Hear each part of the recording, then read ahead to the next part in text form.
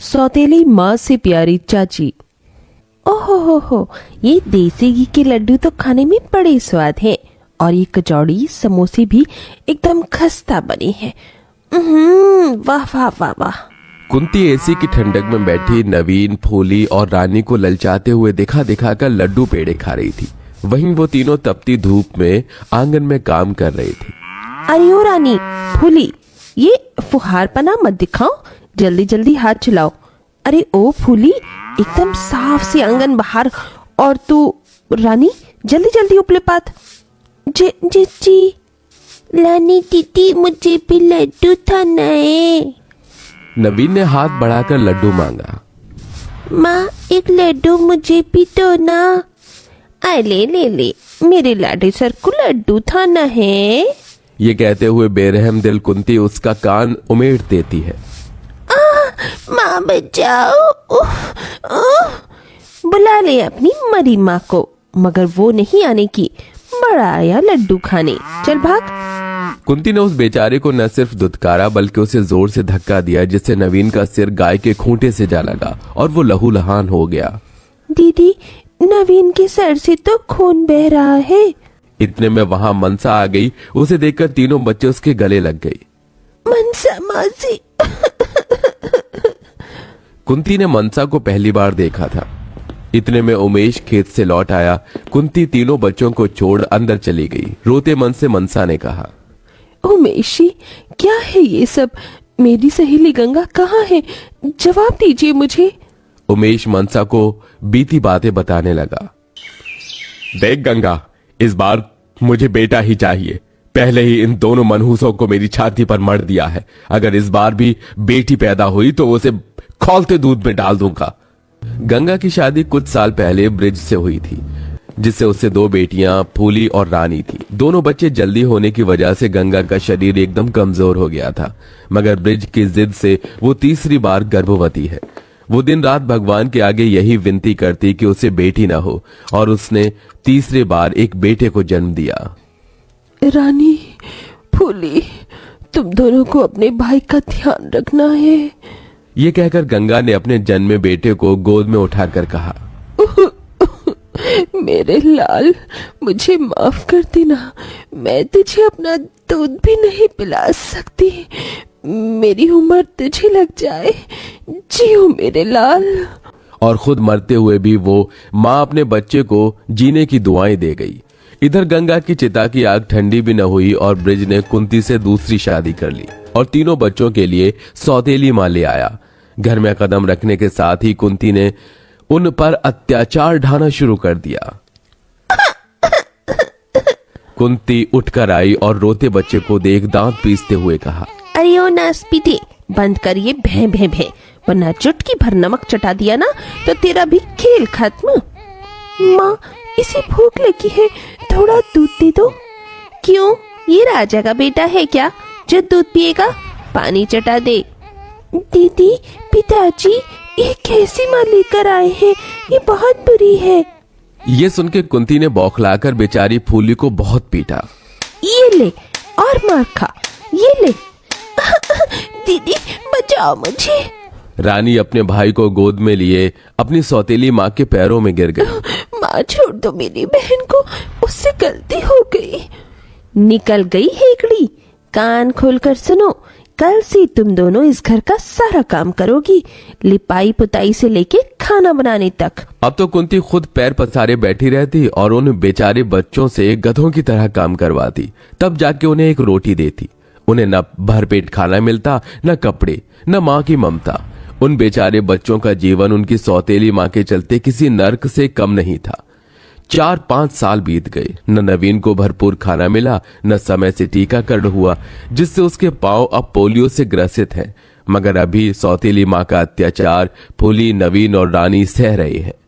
सौतेली माँ कुंती के किए गए अत्याचारों को जानकर मनसा का मन चीख चीख कर रो पड़ा। मनसा, कई बार सोचा कि मैं शादी कर लूं ताकि गंगा भाभी के बच्चों को माँ की ममता दे सकूं, मगर कहीं वो भी कुंती भाभी जैसी न हो। तभी मनसा ने तीनों के चेहरों की ओर देखकर कहा, मैं दूंगी इन्हें माँ का प्यार, इनकी चाची बनकर। उमेश जी, कि आप मुझसे शादी करेंगे? और फिर मनसा उमेश से शादी करके उन बेसहारा बच्चों के लिए चाची बनकर घर में आई, जहां तीनों ने उसकी आरती उतारी। आओ चाची माँ, हम आपका स्वागत करते हैं। तभी कुंती ने तीनों को धमकाया। अरे ओ मेरी नक्कारी औलादो, उतरवाऊं मैं आरती? चलो अंदर आओ। अपनी सौतेली माँ के खौफ से तीनों डरे सहमे से चले गए। तभी कुंती ने मनसा को गुस्से से घूरा। अगले दिन तड़के सुबह कुंती ने तीनों को लात से झकझोरते उठाना चाहा। अरे ओ मेरी नास पीटो, नकली औलादो, उठो और काम पर लगो। बच्चों को काम करने की कोई जरूरत नहीं दीदी, अब इनकी चाची आ गई है। तू है कौन? और तुम तीनों चाची के पल्लू में क्या छुप गई? निकलो बाहर, वरना गाल लाल कर दूंगी। तीनों बच्चे मनसा का आंचल कसकर थाम लेते हैं। चाची हमें बचा लो चाची, वरना सौतेली माँ मारेगी हमें। तभी माँ होने की धौंस झाड़कर कुंती ने कहा, क्यों रियास्तीन के सांप, तेरी चाची क्या कोई तोप है जो तुम तीनों को मुझसे बचा लेगी? चलते हो या दूं एक रखकर? तभी जैसे ही कुंती ने हाथ उठाया, मनसा ने उसका हाथ रोककर कहा, खबरदार, जो ने हाथ भी लगाया तो मुझसे बुरा कोई नहीं होगा। मनसा के इस कहे पर कुंती बौखला गई। तो होती कौन है इन पर हक जताने वाली? मैं उनकी माँ हूँ, इन्हें मार सकती हूँ? सिर्फ हक जताने से और दावे करने से कोई माँ नहीं बन जाता। अगर 9 महीने इन्हें पेट में रखा होता और जन्म देने की पीड़ा सही होती तो सौतेलेपन न करती। मुझे लगा था तुम्हारे अंदर प्यार से इन बच्चों के लिए ममता जगा दूंगी, मगर शायद तुम्हें प्यार की भाषा नहीं समझ आती। चलो जाओ यहाँ से। कुंती पैर पटकते हुए चली गई। तभी मनसा ने मुस्कुराकर कहा, तो जल्दी से बताओ मेरे प्यारे बच्चे क्या खाएंगे? चाची हमें खीर पूरी खाना है। माँ जब थी तो अक्सर मेरे दीदी के लिए खीर पूरी बनाती थी। थोड़ी देर में मनसा ने तीनों के लिए खीर पूरी तैयार कर दी और तीनों को परोसा। गर्मा गर्म खीर पूरी, ये लो बच्चों, तुम खा क्यों नहीं रहे हो? तभी रोते हुए मनसा को देखकर रानी ने कहा, चाची न जाने क्यों आप में माँ दिखती है। यह सुनकर मनसा का दिल भर आया। उसने रानी के सिर पर ममता भरा हाथ रख के कहा, मैं तुम्हारी माँ ही तो हूँ, चलो अब माँ के हाथ से खाओ। बस चाची अब पेट भर गया। तीनों को खुश देखकर उमेश ने कहा, मनसा तुम्हारे आ जाने से इन बच्चों का बचपन फिर से लौट आया है, शुक्रिया तुम्हारा। उमेश जी, क्या ये बच्चे मेरे नहीं? मुझे इनसे मेरी सहेली गंगा की परछाई दिखती है। ये तीनों मेरे लिए अनमोल हैं। दिन बीतते गए। मनसा ने नवीन को पोलियो ठीक करने के लिए खुद को पूरी तरह झोंक दिया। वो उसके पैरों की मालिश करती, जिससे नवीन आम बच्चों की तरह चलने फिरने लगा। इधर कुंती जल भुन रही थी और उस रोज वो तीनों को खींच कर लाने लगी। जब देखो चाची के चमचे बने फिरते हो, चलो यहाँ से, वरना तीनों की टांगे तोड़ दूंगी। चाची हमें बचाओ, ये साले माँ बहुत बुरी है। कुंती उन्हें घसीटने लगी। तभी एकदम से ब्रिज आ गया और उस दिन जैसे उसके अंदर का सोया हुआ पिता जाग उठा। कुंती छोड़ दो बच्चों को। माँ हमें छोड़ दो। तीनों भर्राई आंखों से जाकर मनसा से लिपट गए। चाची चाची। तभी कुंती ने अपनी एक नई चाल चली और ब्रिज को बुरी तरह भड़काने लगी। अजी आप बच्चों को इसके हवाले सौंप रहे हैं? ये इनका मन बढ़ा रही है। बच्चों पर लगाम खींच कर रखना चाहिए। मैं इनकी माँ हूँ, इनका अच्छा ही चाहती हूँ। तभी ब्रिज ने स्नेह भरे नजर से अपने तीनों बच्चों की ओर देखकर कहा, बच्चों तुम किसके साथ रहना चाहते हो? तीनों की आंखों से टप टप आंसू चूए जा रहे थे। उन्होंने एकदम मनसा को देखकर कहा, हमें चाची के साथ रहना है। चाची सौतेली माँ से अच्छी है। ठीक है मनसा, मेरे बच्चे आज से तुम्हारे हैं। मनसा आंसुओं से भरकर तीनों का माथा चूमकर बोली, मेरे बच्चे, अब तुम तीनों को तुम्हारी चाची से कोई अलग नहीं करेगा। अजी मैं भी तो उनकी माँ हूँ, सौतेली ही सही, ये तो चाची है। जेठानी जी, माँ शब्द का मतलब ही जानती हो आप? जो खुद भूखा रहकर अपनी औलाद को खिलाए वो माँ होती है।